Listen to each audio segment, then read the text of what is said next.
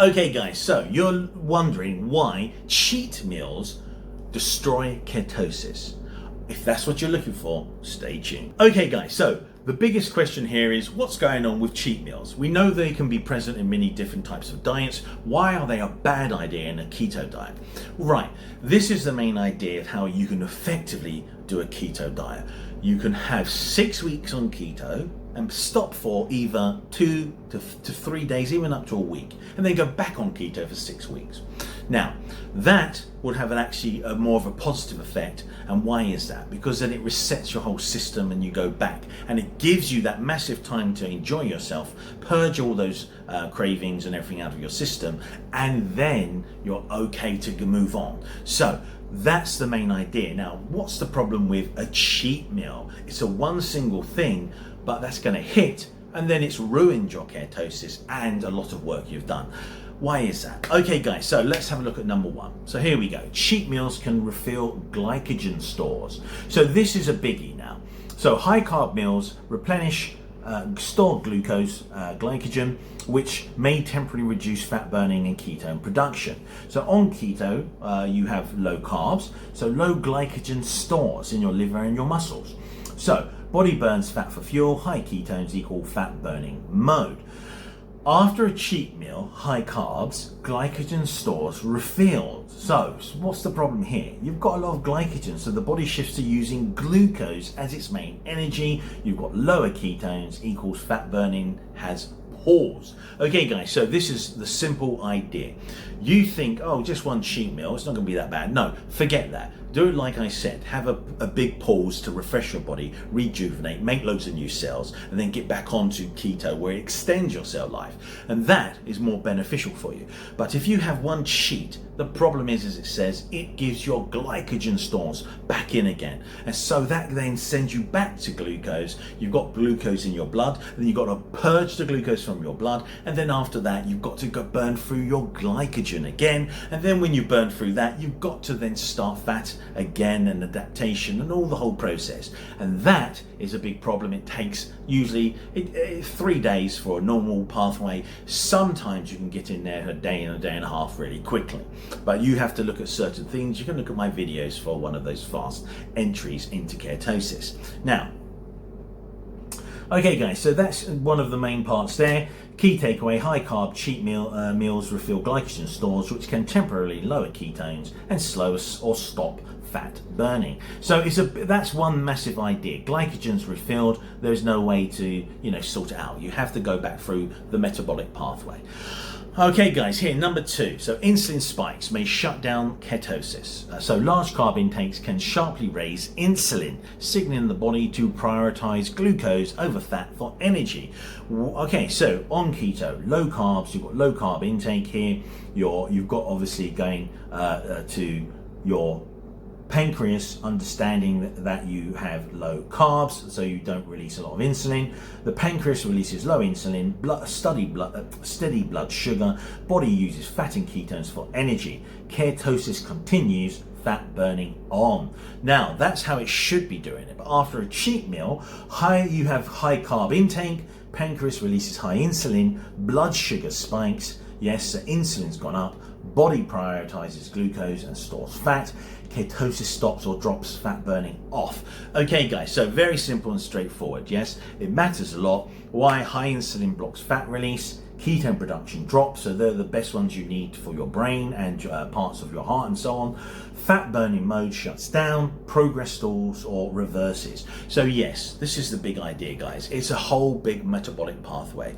The more you do this, you understand you hit all these things. The two very important things to remember: you have to be careful of your carb amount and not to spike your blood sugar, because it then spikes your insulin, and that then stops ketone production or slows it right down. And that actually has happened to me just today, and that was by a mistake at some candy I had.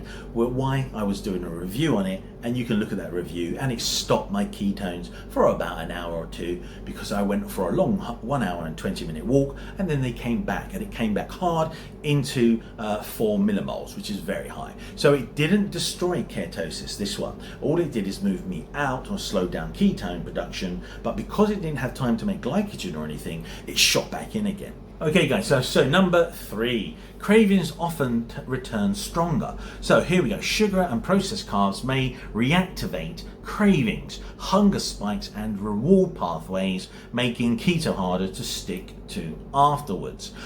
So guys, let's have a look here. So on keto, stable blood sugar and steady energy, fewer cravings and less hunger. That goes to balanced mood and control. Easier to stick to keto, which goes to feel satisfied and in control. Progress continues. So the reward system stays balanced, cravings stay low. Now this is what happens after a cheat meal.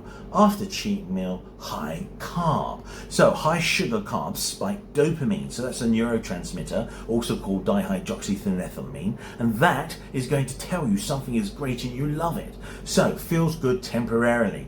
Here, reward pathways get overstimulated. Cravings switch back on. Cravings and hunger return stronger, harder to stop eating carbs. More carbs lead to more cravings, cycle repeats, and the progress stalls. Reward system gets overstimulated. Cravings come back stronger. So, the key takeaway, cheat meals can trigger a cycle of cravings and overeating, making it much harder to stay consistent with keto. Eat satisfying high-fat meals. Tips to protect your progress. Stay hydrated and get enough sleep. Manage stress and stay active. Avoid just one bite mentality. Plan ahead and stay consistent. So guys, what does this mean? It means, look, stay the path. Don't have a cheat meal. Yes. Have a break. Yes, after 6 weeks. Don't have a cheat meal.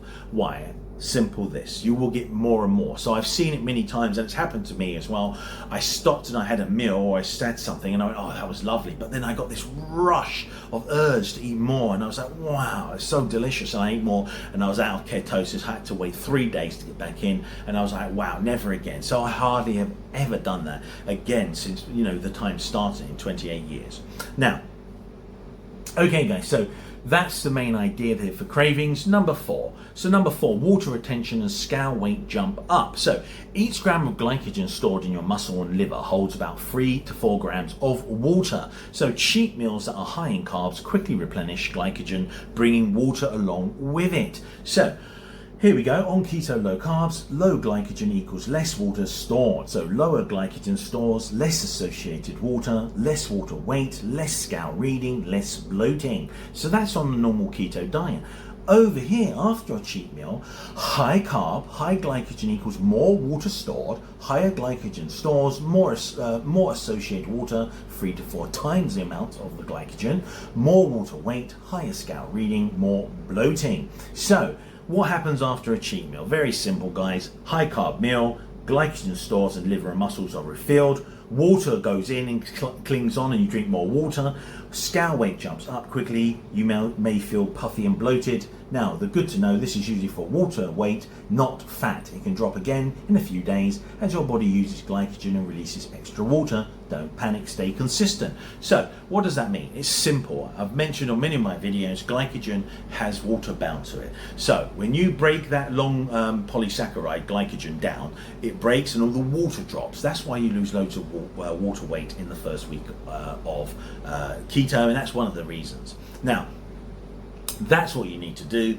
Don't put water weight back on. It will make you feel a lot worse. So, don't do it. Okay guys, here we go for number 5. So here we go, number 5, it can take time to re-enter ketosis. So this is what I've been mentioning to you guys. You can see here, after a high carb cheat meal, your body must use glucose and glycogen stores before it can switch back to burning fat and producing ketones. The more carbs you eat, the longer it can take. So guys, again, it's all down and varied. You've got a pathway here. You can have a look there, guys. You see it goes up to 4 days. Okay, so the reality is it usually takes 3 days. If you can do it quickly, you can look at my other videos. You could do it within even 1 day. But really, that is quite, invasive to your lifestyle. You really want to have something which is convenient. And so it takes about 2 to 3 days. Now, what you can understand here is, yes, it's a metabolic pathway. So once you change it, you're changing the way that you process your energy. And so it's done over a period of time. And that's why once you break it, you've got to re-enter it. Now, the reality is it depends on how much glycogen and everything you've done to get back into it. So, for example, if you've only done it, it may only take a few hours if you spiked your blood sugar, for example, but you didn't replenish your glycogen. But if you had a big meal with plenty of carbs, you've most likely replenished your glycogen, especially if it's a really bad, like a junk food diet meal or something like that. If it's a junk food meal, then, it's going to have tons of carbs. Okay guys, so I hope that makes it clear why you can't have cheat days on keto. You can have a cyclical diet and that works massively well and efficiently for your health. But if you have a cheat day, yes, a cheat meal, then it ruins ketosis. It's best to just stop for one day, have a whole day, then go back into it and know that's what you're doing. And it takes 3 days to get back in. Okay guys, if you have any questions, please pop them in the comments, thumbs up and subscribe. Okay guys, I'll see you on the next one.